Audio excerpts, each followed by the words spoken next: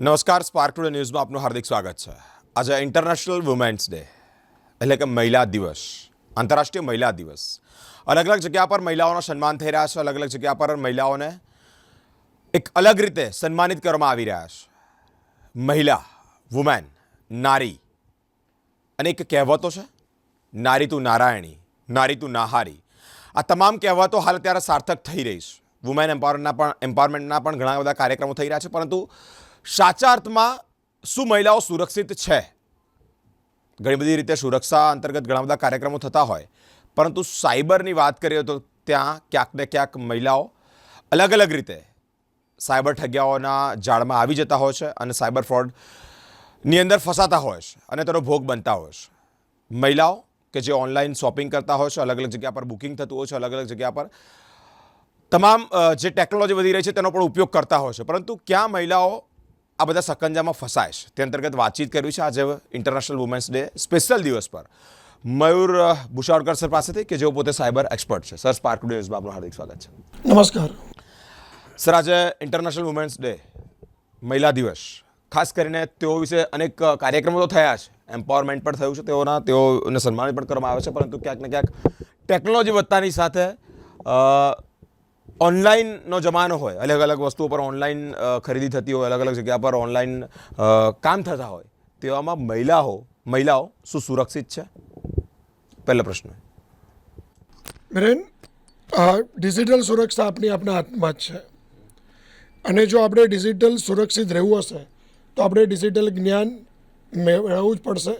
આપણે જે ડિવાઇસનો ઉપયોગ કરીએ છીએ એ ડિવાઇસ આપણે જ આપણા જે જ્ઞાનથી સુરક્ષિત રાખી શકીએ છીએ. આ તારા પ્રશ્નનો જવાબ છે. હું આગળની વાત મારી મૂકતા પહેલાં તમામ જે ભગીનીઓ છે, મહિલાઓ છે, માતાઓ છે, એમને ઇન્ટરનેશનલ વિમેન્સ ડેની હાર્દિક શુભકામના. નાર્યાસ્તુ પૂજ્યંતે તત્ર રમંતે દેવતા. એટલે હું એવું માનીશ કે જ્યાં નારીઓનું સન્માન છે ને ત્યાં જ દેવોનો વાસ છે, અને હું એવું માનું છું કે આપણી સુરક્ષા આપણા હાથમાં છે. અને આજે ઘણા બધા કિસ્સાઓ આપણી સામે આવતા હોય છે. છેલ્લા જ 2 કિસ્સા અત્યારે હું તમને કહું કે આજના જ એક કિસ્સામાં આપણે એવું જાણવા મળ્યું કે એક મહિલાના એની ઈચ્છા વિરુદ્ધ અમુક અલગ પ્રકારના વિડીયો લઈ લેવામાં આવ્યા અને ત્યારબાદ એને વાયરલ કરવાની ધમકી આપવામાં આવી. મેં આજે જ વાંચ્યું, દુઃખદાયક ઘટના છે. નંબર 2 કે મારી પાસે એવા ઘણા બધા મુદ્દા પણ સામે આવેલા કે જેમાં એક મહિલાને, શિક્ષિકા મહિલાને ફોન કરીને એવું કહેવામાં આવ્યું કે તું તારા બ્રાઉઝરમાં આ વેબસાઇટ છેલ્લા મુલાકાત કરેલી અને અમે અહીંયા ક્રાઇમ બ્રાન્ચમાંથી બોલીએ છીએ અને ત્યારે ઇન્ટ્રોગેટ થવાનું છે, એટલે એને ડિજિટલ અરેસ્ટ કરવાનો પણ પ્રયત્ન કરવામાં આવ્યો એક શિક્ષિકાને. અને એ શિક્ષિકાના મોબાઈલમાં શિક્ષિકાએ એના બ્રાઉઝર એટલે ગૂગલ ક્રોમ બ્રાઉઝર પર શું બ્રાઉઝ કરેલું એની માહિતી મેળવીને, એટલે ફોનને કોમ્પ્રોમાઇઝ કરીને માહિતી મેળવીને એને એવું પૂછવામાં, એને કહેવામાં આવ્યું કે તું એ આ બ્રાઉઝ કરેલું અને હવે તારે ઇન્ટ્રોગેટ થવાનું છે. અને ત્રીજો મુદ્દો એક જિલ્લાથી હતો, અલગ જિલ્લાનો હતો, જેમાં એક છોકરીને એવું કહેવામાં આવ્યું કે તારા ફોટા વાયરલ કરી દઈશ, તારા ફોટા મારી પાસે છે, અને એ વાત જાણીને છોકરી પાસેથી પૈસા પડાવવાનો પ્રયત્ન કરવામાં આવ્યો. એટલે આવા ઘણા કિસ્સા સામે આવતા હોય છે. પરંતુ આજે ઇન્ટરનેશનલ મહિલા દિવસ છે અને હવે આપણે એઆઈ યુગમાં પ્રવેશી ચૂક્યા છે. ઓલમોસ્ટ ઘણા બધા યુઝર્સ જે ભારત વર્ષમાં છે તે એઆઈનો ઉપયોગ કરતા થઈ ગયા છે. તો એઆઈ આધારિત સાયબર હુમલાઓ પણ વધવા પામ્યા છે, અને એમાં સૌથી પહેલો જે હુમલો છે હું જણાવીશ કે ડીપ ફેક, કે એમાં મહિલાઓના જે ફોટા પડ્યા છે કાં તો જે સોશિયલ મીડિયા પર એમની રીલ પડી છે એ રીલ અને ફોટાઓનો ઉપયોગ કરીને એક વિડીયો, નકલી વિડીયો બનાવવાનો, પણ એ વિડીયો જો કોઈ પણ જુએ ને તો એને અસલી જેવો લાગે. એટલે કે ડીપ એટલે એટલો હું એવું માનું છું કે ડીપ ઊંડો અને ફેક એટલે ખોટો, પરંતુ નરી આંખે વ્યક્તિ પોતે પણ જુએ ને કે જે ભોગ બનનાર છે એને પણ એ વિડીયો અસલી લાગે, એવા પ્રકારની કરામત એઆઈના યુગમાં અત્યારે સાયબર અપરાધીઓ કરી રહ્યા છે. એનાથી આપણે જાગૃત રહેવાની જરૂર છે. નંબર 2, બીજો જે પ્રકારનો હુમલો છે જેમાં એઆઈ વોઇસ ક્લોનિંગ, એમાં મહિલાને એના નંબર ઉપર વિડીયો કોલ અથવા ઓડિયો કોલ કરવામાં આવે છે, એનો વોઇસ મેળવી લેવામાં આવે છે, અને વોઇસ મેળવીને ત્યારબાદ એ મહિલાના વોઇસમાં એના સગા સંબંધીઓ, એના મિત્રોને, કાં તો એના જે કોઈક ઓફિસના કર્મચારીઓ છે એને જ એના વોઇસની અંદર વોઇસ નોટ કાં તો કંઈક મેસેજ સંભળાવવામાં આવે જેનાથી એક પેનિક સિચ્યુએશન ઊભી થાય, એવો આ બીજા પ્રકારનો હુમલો છે બિરેન, AI વોઇસ ક્લોનિંગ. ત્રીજા પ્રકારનો હુમલો છે કે લિંક મોકલીને આખો ફોન હેક કરી લેવો, ત્યારબાદ ફોન ફંફોરવો અને ફોનમાંથી અગત્યની માહિતી અને ડેટા ચોરવા અને ત્યારબાદ એ ડેટાને આધારે બ્લેકમેલિંગ કરવું અને બીજા પ્રકારના પૈસા અથવા અઘટિત માંગણીઓ કરવી. Number 4, shopping. મહિલાઓ મોટે ભાગે ઓનલાઈન શોપિંગ કરતા હોય. યસ, તો ઓનલાઈન શોપિંગની અંદર એક મોંઘી વસ્તુ સસ્તા ભાવે બતાવવાની અને એક એવા પ્રકારના એઆઈના યુગમાં ક્રિએશન્સ કરવા કે મહિલાઓને એ અકાઉન્ટ પર ટ્રસ્ટ થઈ જાય. એ અકાઉન્ટ ઉપર ટ્રસ્ટ થયા પછી એના પરથી વેચાણ કરવાનું, વેચાણ કર્યા પછી પૈસા હડપી લેવાના, પરંતુ વસ્તુ મોકલવાની નહીં, અને જો મોકલે તો એ ડિગ્રેડેડ વસ્તુ મોકલવાની કે જેનાથી એ મહિલા પોતે એ નુકસાની અનુભવે અને ત્યારબાદ એને કોઈપણ પ્રકારની રિટર્ન પોલિસી ન હોય, એટલે કે એ પૈસા એને ખોવા પડે એવા પ્રકારની પરિસ્થિતિ સામે આવે છે. અને 5મા પ્રકારનો મુદ્દો કે સોશિયલ મીડિયા પર એમના જે ફોટા પડ્યા છે કાં તો સોશિયલ મીડિયા પરથી એમના સંદર્ભે મેક્સિમમ જે સોશિયલ એન્જિનિયરિંગ છે એની મદદથી એમની મેક્સિમમ માહિતી ભેગી કરવી અને ભેગી કર્યા બાદ એમની પસંદ નાપસંદ શું છે, એ ક્યાં જાય છે, ક્યાં ફરવાનું પસંદ કરે છે, કયા પિક્ચર જોવા જાય છે, એને કેવી બાબતોમાં રસ છે, એના મિત્રો કોણ છે, એ કેવા પ્રકારની કોમેન્ટ લોકો એના પોસ્ટ પર કરે છે, પબ્લિક ડોમેઇનમાં કેટલો ડેટા છે, આ બધી માહિતી બેરેન ભેગી કરવાની અને ભેગી કરીને પછી એને શિકાર બનાવવાની.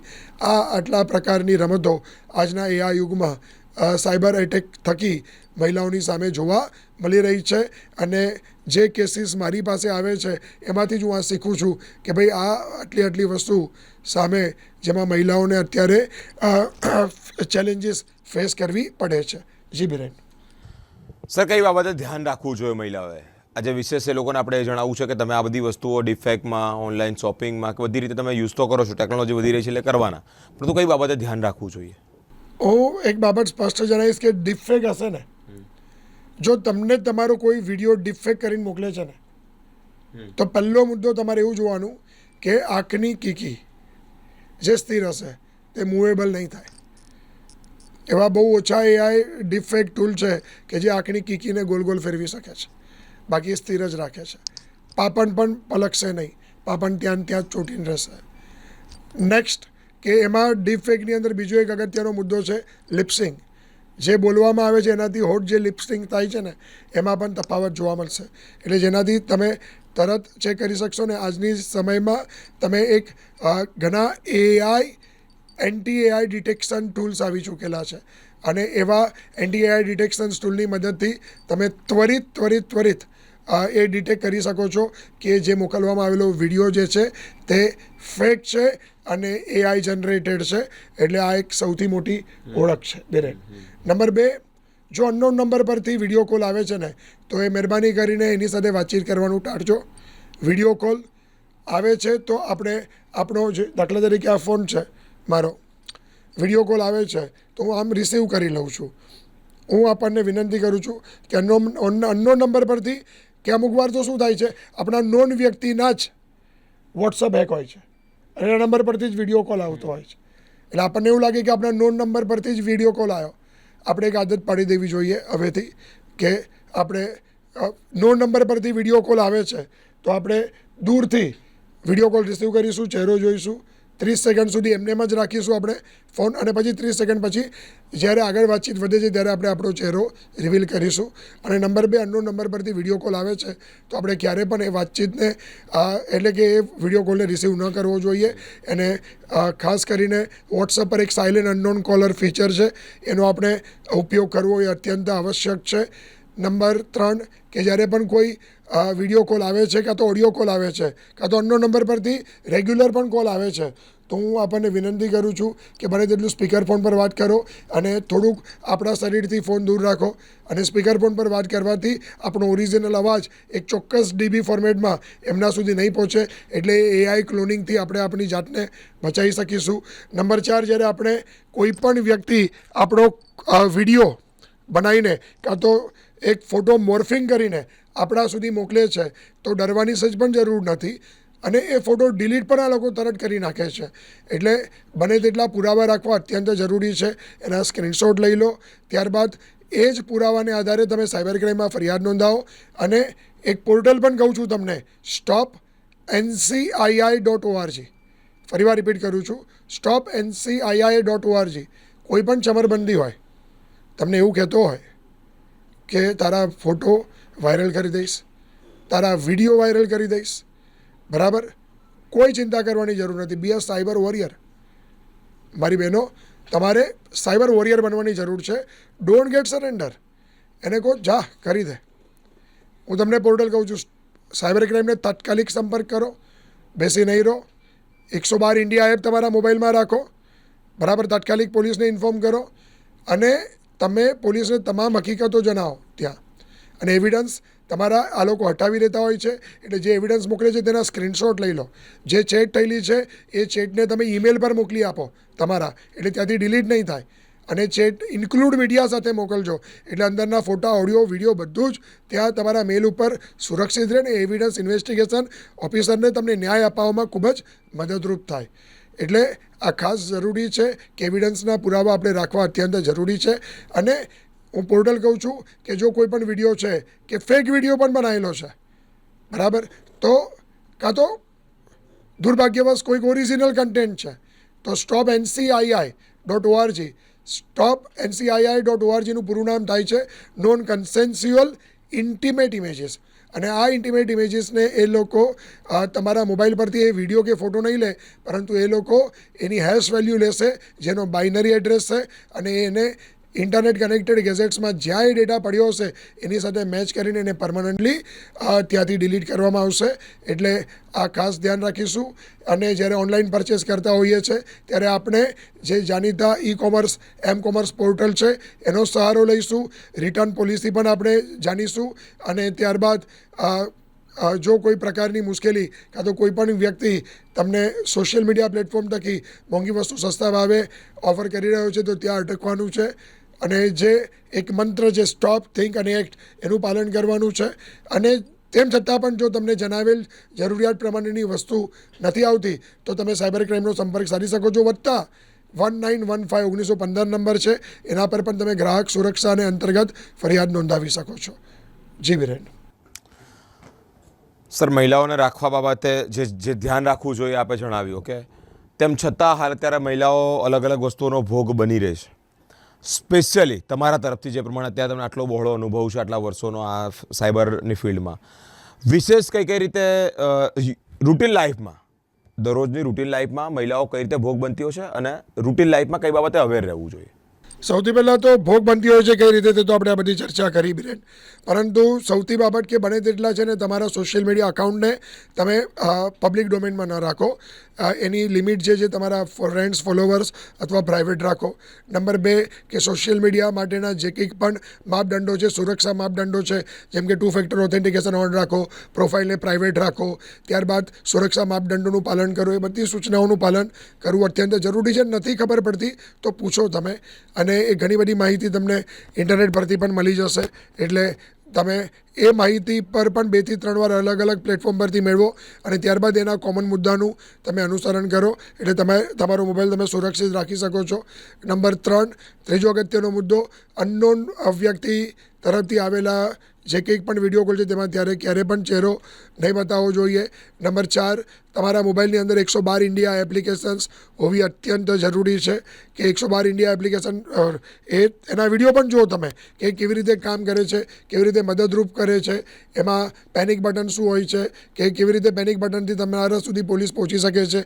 એ બધા વિડીયો તમે જુઓ. પણ 112 ઇન્ડિયા એપ બેરેન હોવી જોઈએ, કારણ કે હું બેરેન ઘણા બધા સેમિનારમાં જાઉં છું ત્યારે હું પૂછું છું કે કેટલી મહિલાઓ કાં તો સ્ત્રીઓના અને વિમેન્સના કે છોકરીઓના મોબાઈલમાં 112 ઇન્ડિયા એપ છે.